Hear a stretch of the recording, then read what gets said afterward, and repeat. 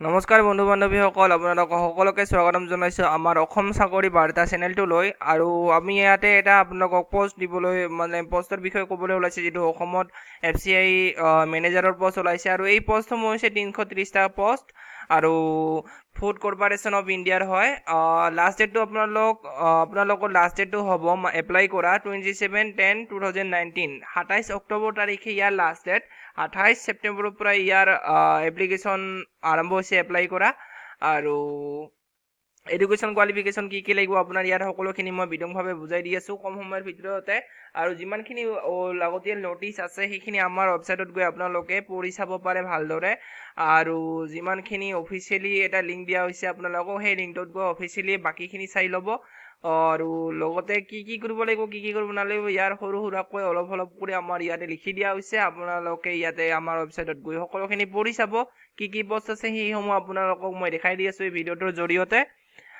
পোষ্টসমূহ হৈছে মেনেজাৰৰ জেনাৰেল আছে 22টা, মেনেজাৰ ডিপৰ্ট আছে 87টা, আৰু মেনেজাৰ মুভমেণ্টৰ আছে 32টা, মেনেজাৰ একাউণ্টেণ্টৰ আছে 121টা, মেনেজাৰ টেকনিকেলৰ আছে 53টা, মেনেজাৰ চিভিল ইঞ্জিনিয়াৰিং আছে 7টা পোষ্ট, মেনেজাৰ ইলেক্ট্ৰিচিয়ান মেকানিকেল ইঞ্জিনিয়াৰিঙৰ আছে 5টা পোষ্ট, আৰু আপোনাৰ মেনেজাৰ হিন্দীৰ আছে মাত্ৰ 3টাকৈ পোষ্ট। তো ইয়াতে জন ৱাইজ ভেকেঞ্চিজ আছে। নৰ্থ জোনত আছে 187টো, আৰু চাউথত আছে 65, ইষ্টত আছে 37, ৱেষ্ট জোনত আছে 15। মানে ইয়াত ভেকেঞ্চিৰ কথা কোৱা হৈছে। মেইন হৈছে আমাৰ নৰ্থ ইষ্ট, আৰু আমাৰ নৰ্থ ইষ্ট জোনত মাত্ৰ আছে 26। টোটেল পোষ্ট ইয়াতে দিয়া হৈছে 330টা। আপোনালোকে কৰিব পাৰে এপ্লাই। আৰু ইয়াতে এইজ লাগিব আপোনালোকৰ মেক্সিমাম এইজ লাগিব 1 আগষ্ট 2019ত 28 ইয়াৰ হোৱাকৈ, 28 আৰু 35 ইয়াৰ হোৱাকৈ। তো 28 বছৰ হ'ব লাগিব আমাৰ কোন পোষ্টত ওপৰত উল্লেখ কৰা যিটো আছে 1ৰ পৰা 7 যিমানখিনি আপোনালোকে দেখি আছে এই সকলোখিনি 1ৰ পৰা 7 এইখিনিলৈকে আপোনালোকৰ এইজ লাগিব হ'বলৈ 28। আৰু যিটো 8 নম্বৰ পোষ্ট আছে ইয়াৰ কাৰণে আপোনালোকৰ এইজ হ'ব লাগিব 35। ইয়াতে মেক্সিমাম দিয়া আছে হ'ব লাগিব। আৰু এডুকেশ্যন কোৱালিফিকেশ্যন আপোনালোকৰ ইয়াতে লাগিব মেনেজাৰ জেনাৰেলৰ কাৰণে গ্ৰেজুৱেট ডিগ্ৰী লাগিব or equivalent from recognise university general with maximum 60% mark থাকিবই লাগিব ইয়াতে। আৰু নতুবা বাকী যিটো ডিগ্ৰী থাকে CA, ICWA, CS, এই ডিগ্ৰীকেইটা থাকিলেও আপোনালোকৰ হৈ যাব। মেনেজাৰ ৰিপৰ্টত আপোনাৰ লাগিব ছেইম একেই 60% থাকিব লাগিব, আৰু ছেইম ডিগ্ৰীটো থাকিব লাগিব, তেতিয়াহে পাব। মেনেজাৰ মুভমেণ্টত আছে আপোনালোকৰ গ্ৰেজুৱেশ্যন 60% থাকিব, আৰু এই ডিগ্ৰীটো যিটো প্ৰথমতে কোৱা হৈছে CA, ICWA এই সকলোখিনি থাকিব লাগিব ইয়াতে আপোনালোকৰ। আৰু মেনেজাৰ একাউণ্টেণ্ট যিটো আছে ইয়াতে আপোনালোকে চাই ল'ব পাৰে, ইয়াতে অলপ বেলেগকৈ দিয়া আছে। BCom ETC এইবিলাক আপোনালোকৰ থাকিব লাগিব। MBA বহুত ডিগ্ৰী আছে ইয়াতে। আপোনালোকে ৱেবছাইটত গৈ বিতংভাৱে পঢ়ি চাব পাৰে ভালদৰে নিজাববীয়াকৈ, তেতিয়াহ'লে ভালদৰে বুজি পাব। আৰু আপোনালোকৰ ফিজ দিব লাগিব ইয়াতে। এপ্লিকেশ্যন ফিজটো দিয়া আছে 800 টকা। আপোনালোকক দেখুৱাই আছোঁ, পঢ়ি চাব পাৰে। বেছি তলত গ'লো, ইয়াতে আছিল ক'তবা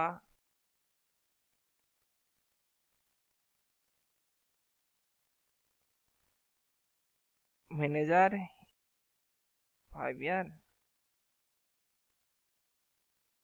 এপ্লিকেশ্যন ফি, এইটো হয় এপ্লিকেশ্যন ফি। ইয়াতে দিয়া আছে আপোনাৰ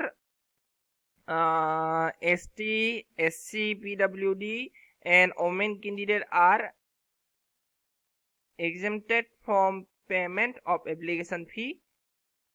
আৰু বাকী যিমানখিনি আছে OBC, জেনাৰেল, ইহঁতৰ কাৰণে এপ্লিকেশ্যন ফিজটো লোৱা হৈছে 800 টকাকৈ।